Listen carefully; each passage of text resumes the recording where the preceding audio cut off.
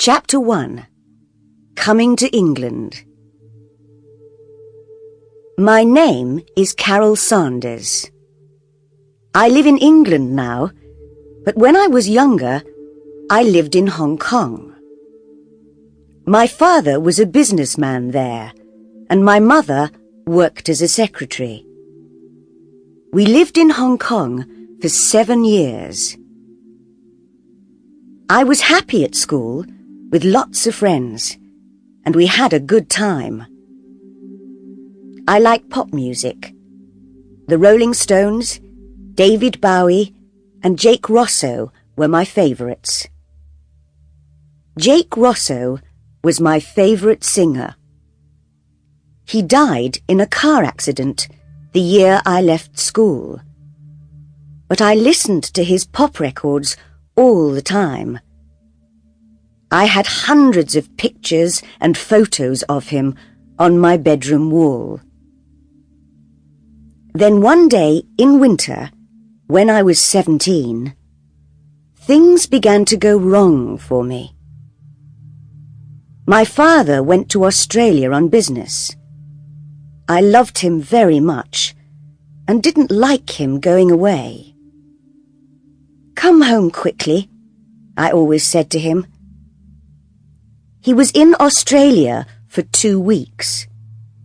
Then, on the day of his journey home, an aeroplane from Sydney crashed into the sea just south of Hong Kong. Everybody on the plane died. I heard about the plane crash on television. At first, I did not think about my father. Then I remembered he was flying back from Sydney on that day. "Oh no!" I cried. I telephoned the airport, but they did not know the names of all the passengers then. Perhaps my father didn't get that plane, I thought. Oh, please, please. My mother was at work, and I called her on the telephone. She came home quickly, and we went to the airport and waited for news. Later, we learned my father was on the plane. "It's not true!" I shouted. But it was true, and I began to cry. I cried for weeks and weeks. I spent many days alone in my room. I was lonely and sad, and I wanted to die too. I stopped going out with my friends. I didn't want to see other people. I stopped listening to Jake Rosso's records and took his pictures off my bedroom wall. I didn't listen to music or watch television. Nothing mattered anymore. Then I stopped crying. I stopped feeling sad and began to feel angry. Why did it happen to him? I asked my mother. Why do the best people die?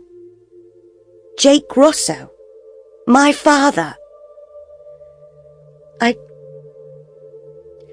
I don't know, Carol, my mother said.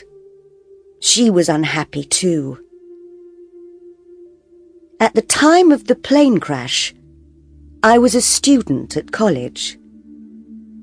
I enjoyed the work and college life very much. But after my father's death, I stopped doing my work at the college. I began to go out with some new friends. They were different from my other friends, and my mother didn't like them.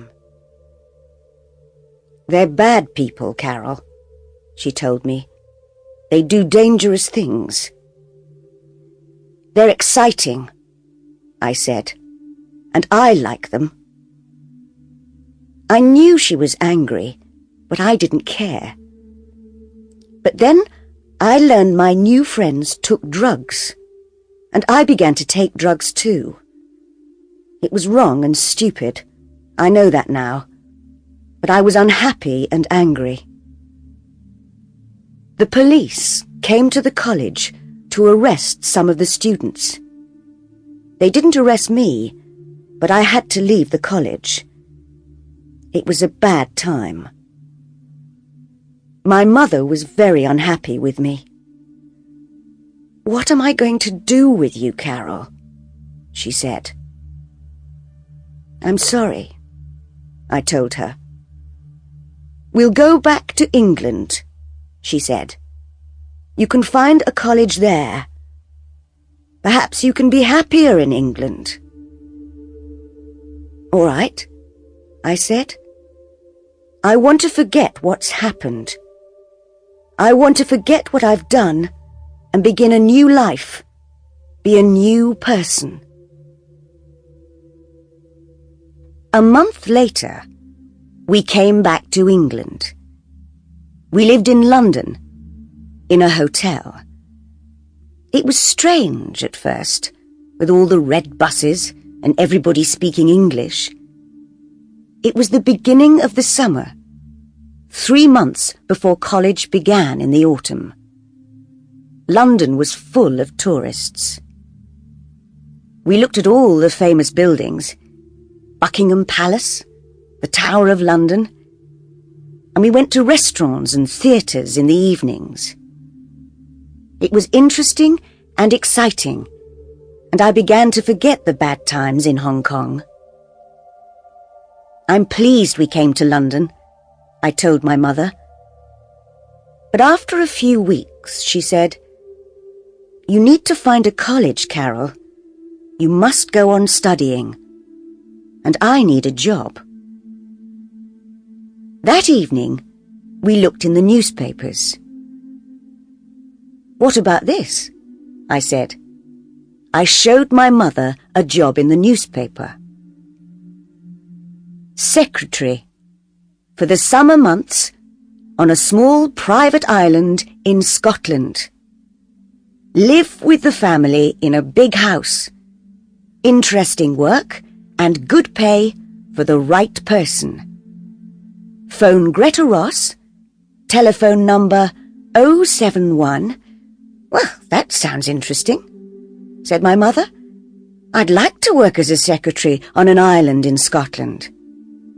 It's a beautiful country, Carol, and you can go to college there in the autumn." "And it's a place to live for the summer," I said. "Hotels are expensive." My mother telephoned Greta Ross. "Come and see me tomorrow," Greta Ross told her. "Come to the Savoy Hotel at 11 o'clock. I went to the Savoy Hotel with my mother. It was big and expensive, bigger than our hotel, and in the centre of London. Mum needs this job, I thought, and a private island in Scotland is a nice place to live. Perhaps I can forget what's happened if I go there. "Room 22, said the woman at the hotel desk. "Go on up. Mrs. Ross will see you now." Greta Ross was waiting for us. She was about 30 years old and very beautiful. She wore an expensive red dress, and her hair was very long and dark. "This is my daughter Carol," said my mother. "Hello, Carol," said Greta Ross. "Hello," I said. "Carol is 18 years old," said my mother. "Can she come with me if I get the job? Perhaps she can help in the house or in the gardens. She likes gardening. She's studying farming at college." "Perhaps," said Greta Ross. "There's a small farm on the island." "I'd like to work on the farm," I said. Greta Ross looked at my mother. "How long did you live in Hong Kong, Mrs. Sanders?" 7 years, answered my mother. "My husband died in a plane crash last year, So we've come back to live in England. Where did you live before Hong Kong? We lived in India for 3 years. Then Greta Ross took my mother into a room and asked her more questions. I waited outside. Greta Ross is nice, I thought. I hope my mother gets the job. Soon after, the door opened and my mother came out. She was smiling. Greta Ross said, "Please wait here for a minute, Mrs. Sanders. I want to make a phone call." She went back into the room and closed the door. I was sitting on a chair near the door and I could just hear Greta Ross's voice speaking on the phone. "I think I've found someone," she was saying. "She has a daughter, but the girl can work in the garden or on the farm. Don't worry. They've been away from England for 10 years. It'll be all right, I tell you. Don't worry." After a few minutes, Greta Ross put down the phone and came out of the room. "You've got the job," she told my mother. My mother was pleased. "Thank you," she replied. I was pleased too, but now I was worried about that phone call. I didn't understand it. Chapter 2. The Island. We went to Scotland the next day. First by plane, then by train. Greta Ross travelled with us. I looked out of the train window and saw fields and villages and mountains. Mum is right, I thought. Scotland is a very beautiful place. "You're going to be my husband's secretary," Greta Ross told my mother. "He's a businessman, but he never leaves the island. He does all his work by telephone and letter and computer. He invests money in companies all over the world." "Do many people live on the island?" I asked. "Not many," said Greta Ross. "You'll meet them soon." Greta Ross is young, I thought. Is her husband young too? How can a young man buy an island? Is he very rich? After the train, we went on Mr. Ross's boat, which took us out to the island. The boatman was a young man. He had dark hair and was brown from the sun. "This is Tony," said Greta Ross. "He works for Mr. Ross."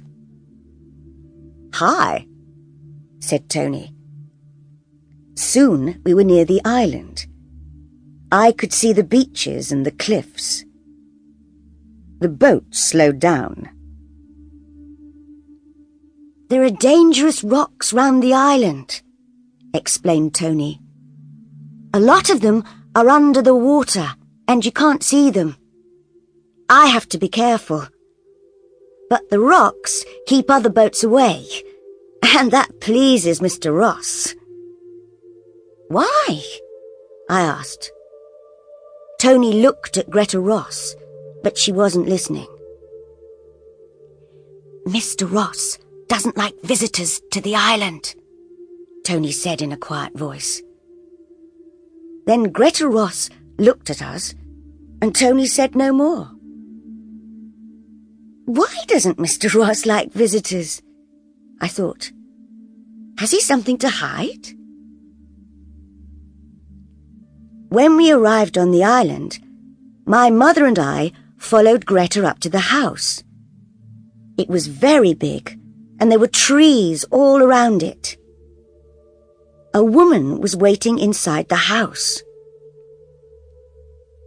"This is Mrs. Duncan, Tony's mother," said Greta.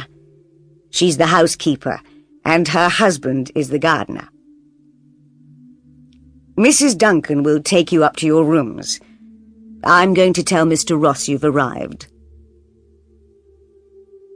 The housekeeper was a little woman with short hair. She went up the stairs, and my mother and I went after her. My room was next to my mother's. I looked out of the window and saw the gardens at the back of the house. A man was working in the garden near some trees. Is that Mr. Duncan? I thought. I looked between the trees and saw the sea. It's a beautiful house and a beautiful island. That evening, we had dinner with Mr. and Mrs. Duncan and Tony. We ate in the big kitchen. What happened to Mr. Ross's last secretary? Asked my mother. She's in hospital, replied Mrs. Duncan. She's going to be away all summer.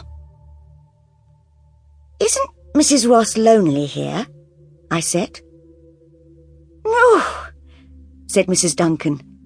She likes painting a lot. She has a room upstairs and goes there to paint. She's very good. Sometimes she goes to different places on the island to paint pictures. We finished eating our meal.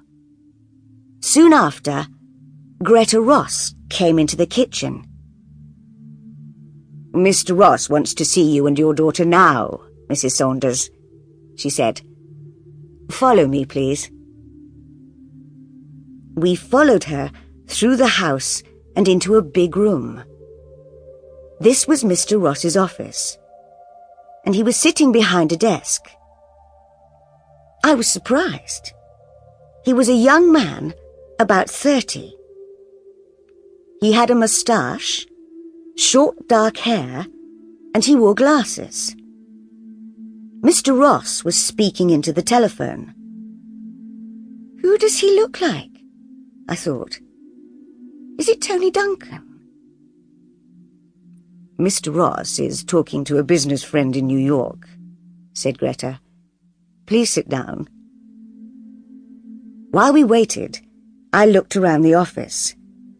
There were 3 telephones, a computer, and lots of books and papers.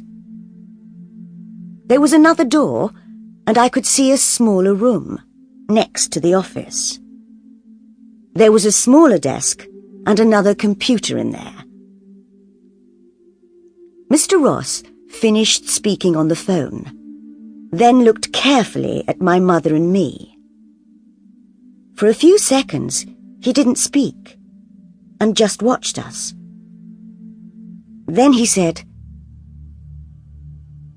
I'm pleased to meet you, Mrs. Saunders. I need some help with my work.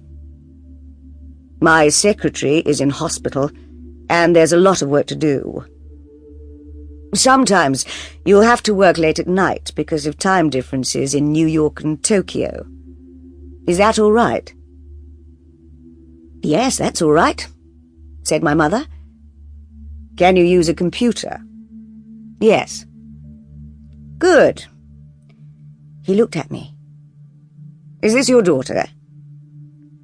Yes, this is Carol, said my mother. Hello, I said. Greta says you like gardening. There's a big garden here, so you can help Mr. Duncan. And there's a farm. Dan and Stella Parks live in the farmhouse and work on the farm. You can help them too. We have some animals. Some sheep, a few cows, and chickens. And there's a horse called Smoke.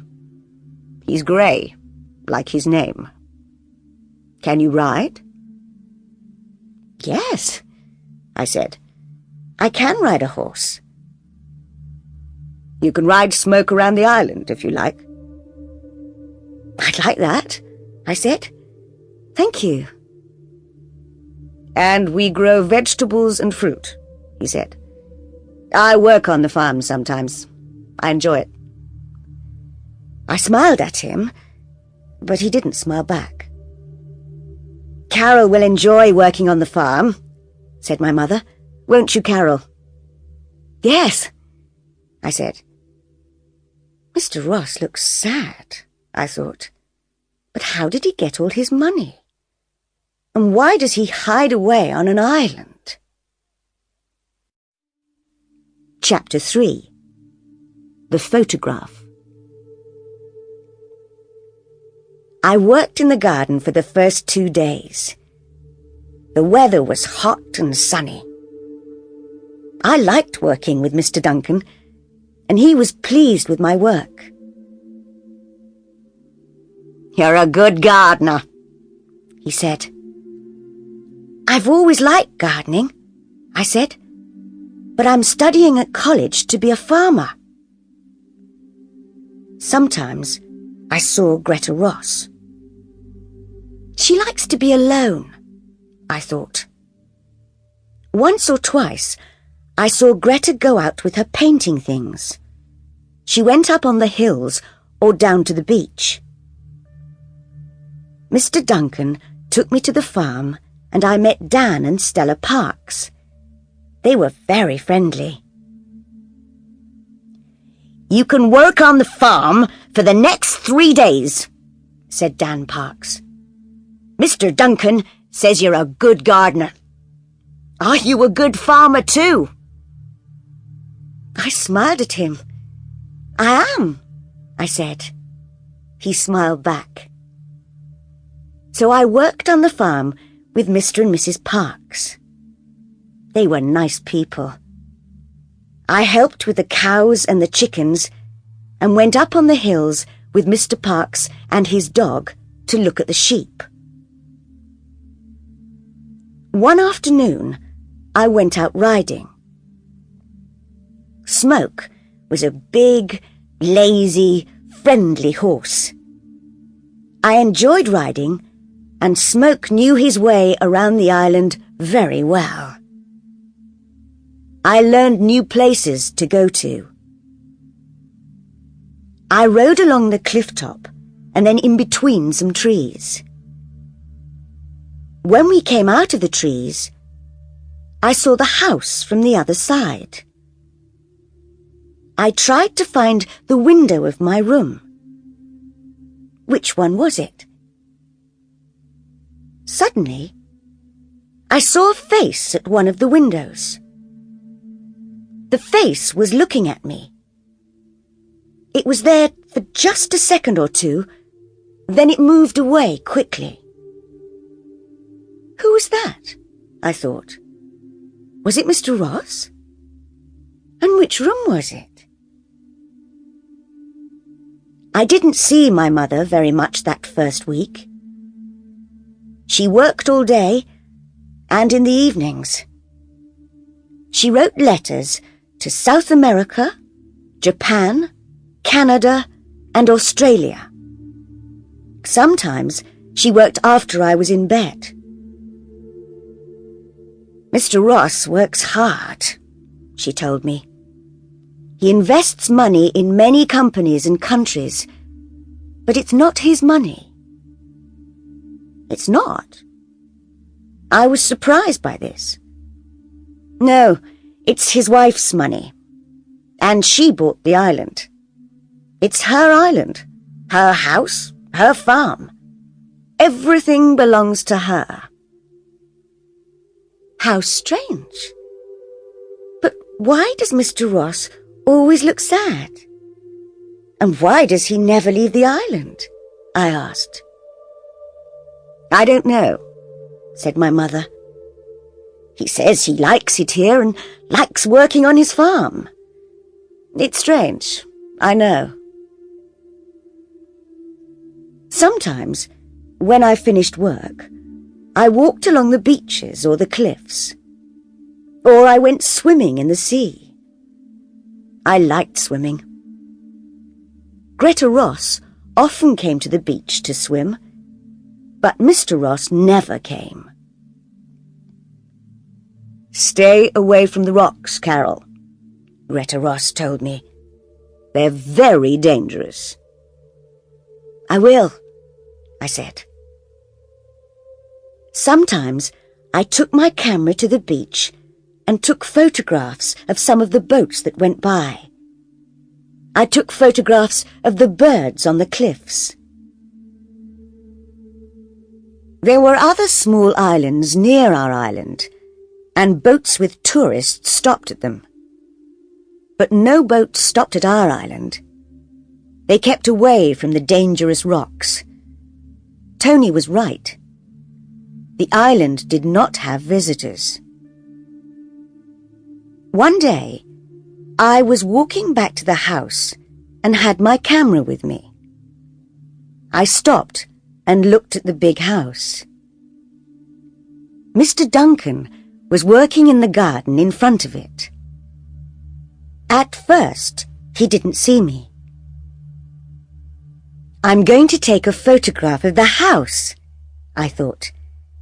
The sun is in just the right place, and it will make a good picture. I looked at the building through my camera and took the photograph.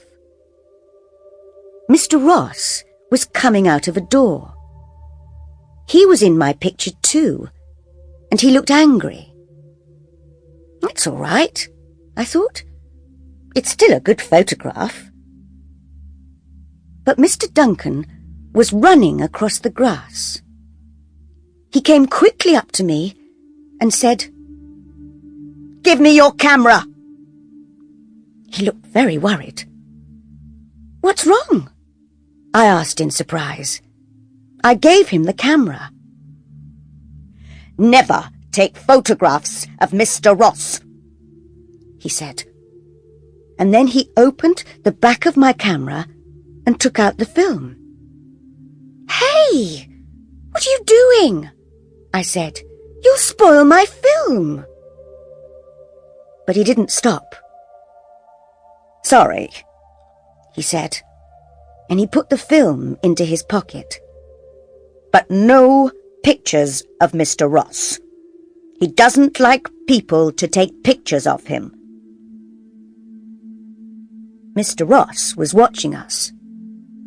He saw the camera, and he saw Mr. Duncan take out the film. But he said nothing. Then he turned and went back into the house. Later, I told my mother about Mr. Duncan and the camera. "He spoiled my film," I said. "I don't understand," she said. "Why did he do that?" "I don't know," I said. "But there's something strange about Mr. Ross." About a week later, I finished work early one day and came back to the house. My mother was working in her small room next to Mr. Ross's office. Mrs. Duncan was in the kitchen. Greta Ross was painting in her room upstairs. I went to my room and began reading a book. I was sitting beside the window. After half an hour, I got tired of reading. I looked out at the rain and the grey sea and the rocks between the trees. My book isn't very interesting, I thought. I got up and went out of my room. I walked along the passage and turned a corner. Then I saw the door at the end of the passage. There was a large plant in a plant pot outside the door. Where does that door go? I thought. I haven't seen it before. I remembered the face at the window in my first week on the island. Perhaps it's the door to that room, I thought. I walked along to the door and turned the handle. The door didn't move. It was locked. "What are you doing?" said a voice behind me. I turned round quickly and saw Greta Ross. She looked angry. "That room is private," she said. "I'm sorry," I said. "I didn't..." Stay away from there, she told me. I told my mother about the locked door. What's behind it? I said. Is it a secret? I don't know, said my mother. It doesn't matter. Mr. Ross can have locked rooms if he wants them. I think he does have secrets, I said. There's something strange about him. There's something strange about this island. Somebody isn't telling us something. Something important. My mother laughed. Stop playing detective, Carol, she said. Chapter 4. The Locked Room. 2 days later, there was a storm in the middle of the night. I was hot and I couldn't sleep. I got out of bed, went across to the window, and looked out at the night. Black clouds hurried across the sky, and the trees moved wildly in the wind. The rain made a loud noise on the window. I opened my window and put my head out into the wind and the rain. I looked at the other windows in the house. Most of them were dark, but one window had a light in it. Somebody isn't sleeping, I thought. Which room is that? There were 6 windows between my window and the room with the light. And there are 6 doors between my room and the locked door, I thought.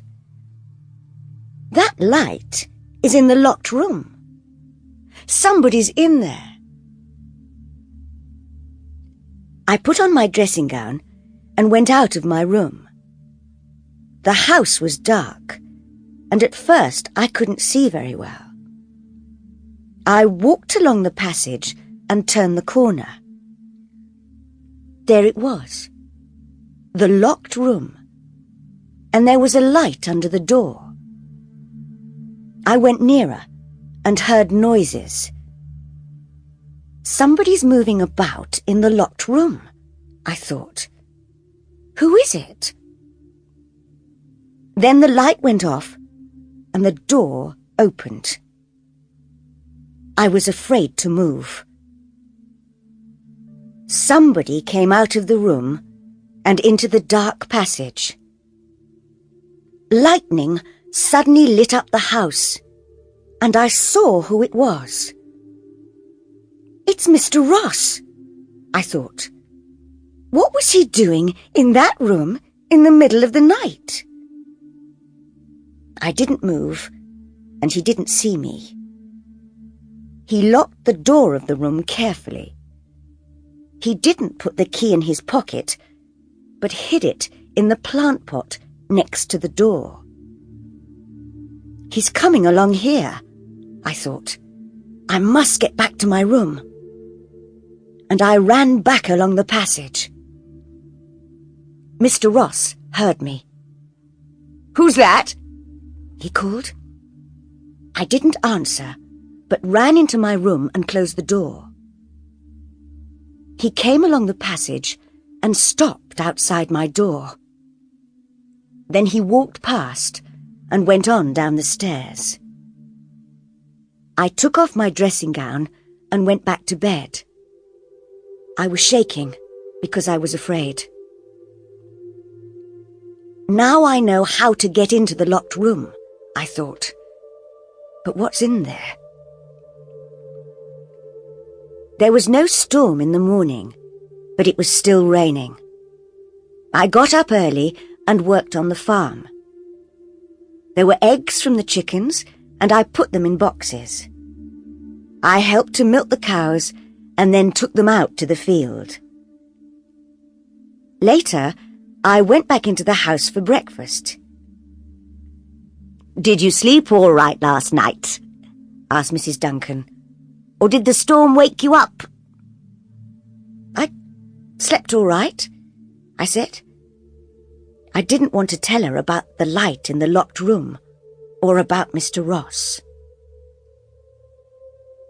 After breakfast, I went back upstairs. Mr. Ross was talking on the telephone in his office. My mother was working at her desk. I knew that Mrs. Duncan was in the kitchen and that Mr. Duncan was working in the garden. Where's Mrs. Ross? I thought. Then I looked out of the window and saw her with Tony Duncan. They were walking to the boat. He's taking her out in the boat, I thought. Perhaps she's going to Edinburgh. The boat moved away from the island, and I waited until it was out at sea. Then I opened the door of my room. There was nobody in the passage, and I ran along to the locked room. The key was still in the plant pot, and I took it out. My hand was shaking. Then I unlocked the door. Chapter 5. A Dead Man. I went into the room, and I was very surprised. The room was full of strange things. Coloured shirts and suits. 3 guitars. And there were posters and photographs on the wall. I looked at the posters. Jake Rosso's face looked down at me. I looked at the dead Jake Rosso's picture, and I remembered all the photographs on the walls of my room in Hong Kong. I could never forget that face, the face of my favourite singer. Then, while I looked at his face, something strange happened. I began to see another face in the posters. An older face, and with a moustache, but the same face. I saw the face of Mr. Ross. "No," I said, "it's not true." But it was. I knew it was. Mr. Ross is Jake Rosso. "No," said a voice behind me. I turned round and saw Mr. Ross. He was standing in the doorway. He looked afraid. "I don't believe you," I said. "You have to believe me." I looked at the posters. "Who is that, if it's not you?" "It's Jake Rosso. He was my brother." "That's not true," I shouted. "I don't believe you." "Listen, Jake Rosso was my favourite singer. I had hundreds of photos of him. I still have all his records. I loved him. Do you understand? Thousands of people loved him." "He's dead," Mr. Ross said quietly. "No!" I shouted. "You're Jake Rosso. You look different now, yes. You've got short hair. You've got a moustache now, and you wear glasses. But you're Jake Rosso. You were my favourite pop star, so I know." Mr. Ross said nothing and watched my face. He doesn't know what to do, I thought. He knows I don't believe him, and he's afraid. Then he said, "It was you in the passage last night, wasn't it?" "Yes," I answered. He looked angry. "I was wrong to give your mother a job," he said. "I thought it was okay because you came from Hong Kong, and I needed help with my work. I needed a good secretary." Does your other secretary know who you are? I asked. Do the other people on the island know? Mr. Ross didn't answer, but walked across to the window. He was thinking. What's he going to do? I thought. Then he turned round. Okay, you're right. I am Jake Rosso. I knew it! He looked worried and unhappy. Can you keep a secret? A very important secret. I thought for a minute, then I said, yes, I can keep a secret. Then he told me. The other people on this island are my family. Your family? I said. Yes. My real name is James Duncan, and Mr. and Mrs. Duncan are my father and mother. Tony is my younger brother, and his wife Lisa is my secretary. It's she who's in hospital. And Dan and Stella Parks? I asked. My mother's sister and her husband, he said. But what are you doing here on this island? I don't understand. I'll tell you, he said. He sat down on a chair and took a guitar in his hands, but he didn't play it. You were right. I was a famous pop star. I was very rich, and I had a beautiful wife. But things went wrong. How? I took drugs, he said. I drank a lot of alcohol. I got drunk and crashed cars. I did stupid, terrible things. I knew it was wrong, but I couldn't stop doing it. I was crazy for a time. I can understand that, I told him. I've taken drugs too. He looked surprised. You have?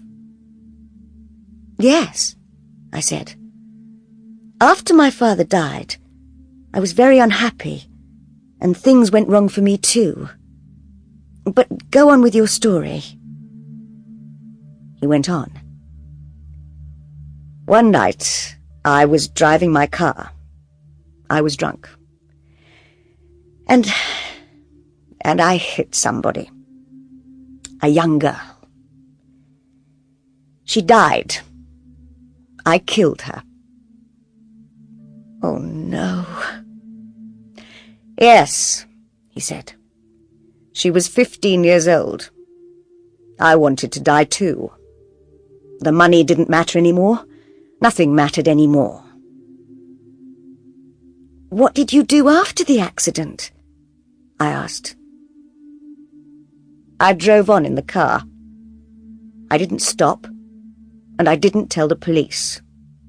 I had killed someone, and I was afraid. He looked afraid now. He put the guitar down and went on with his story. So I made a plan. Jake Rosso had to die too. It was the best thing to do. And so I killed him. But you're still alive. My family know I'm alive, but no other people know. He looked at me. But now you know. How did you do it? I asked. I told my family about my plan, and I told Greta, my wife. At first they didn't like it, but after a long time, they said okay. Then I faked the car crash. Faked it? Yes, he said. I put some of my things in the car, a guitar and some clothes. Then I pushed my car over a cliff and burned it. The police found the burned car and thought I was dead. Everybody thought I was killed in the car crash. But you faked the crash, I said. Yes. What did you do then? My family hid me away for months. I tried to change into a different person. Shorter hair, a moustache, quiet suits. All my money went to Greta, and she changed her name to Ross. I told her to buy this island. Now I invest her money, the money that was mine. And now I'm James Ross. What about Jake Rosso? I asked. Jake Rosso took drugs, he said. Jake Rosso got drunk and crashed cars. He killed a young girl, so he had to die. I can never forget the girl. I think about her every day. And that's why you always look so sad, I thought. I looked around the room. Why do you keep a room like this? Why do you keep the guitars, the posters and photographs? James Ross did not speak for a minute. Then he said, I need to remember my old life and what Jake Rosso was like. I'm never going to sing again, and I'm never going to take drugs. But I need this room to remember. I looked at the posters and the photographs, and I looked at his sad face. I'm not going to say anything. I won't tell my mother. I won't tell anybody. James Ross looked at me. I think you understand, he said. I do, I said. I've done bad things. I want to forget them too. I needed to get away, to hide too. That's why we came to England, to begin a new life. Yes, I understand. He took my hand, and we walked out of the room and closed the door. I never went into the room again, and I didn't tell anybody. My mother and I left the island at the end of the summer. Soon after, I went to college. My life is better now. I work on a farm in England, and my mother works in an office. My mother doesn't worry about me because I'm happier now. I haven't been back to the island, but I know there's a dead man living there.